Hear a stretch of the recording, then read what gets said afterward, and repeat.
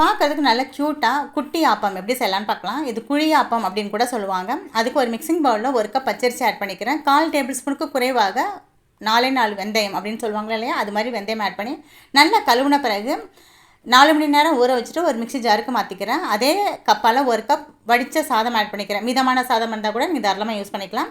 1 cup தேங்காய் துருவல் add பண்ணிவிட்டு மையம் அரைச்ச பிறகு ஒரு மிக்சிங் பவுலுக்கு மாற்றிட்டு தேவைக்கேற்ப உப்பு ஆட் பண்ணி 4 மணி நேரம் புளிக்க வச்சு எடுத்தால் போதும். மாவு நல்லா பொங்கி வந்துடும்.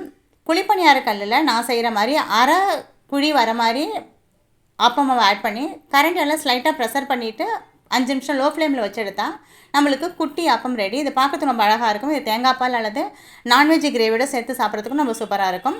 ஒயிட்டாக வேணுன்னா லோ ஃப்ளேமில் வச்சு எடுக்கலாம், கொஞ்சம் சிவந்து கூட எடுக்கலாம். சாப்பிட்றதுக்கு நல்லா கிறிஸ்பியாகவும் அதே நேரத்தில் ரொம்ப சாஃப்டாகவும் டேஸ்ட்டாகவும் டிஃப்ரெண்ட்டாகவும் இருக்கும். குழந்தைங்க ரொம்ப லைக் பண்ணி சாப்பிடுவாங்க. நீங்கள் ட்ரை பண்ணி பாருங்கள். தேங்க்யூ.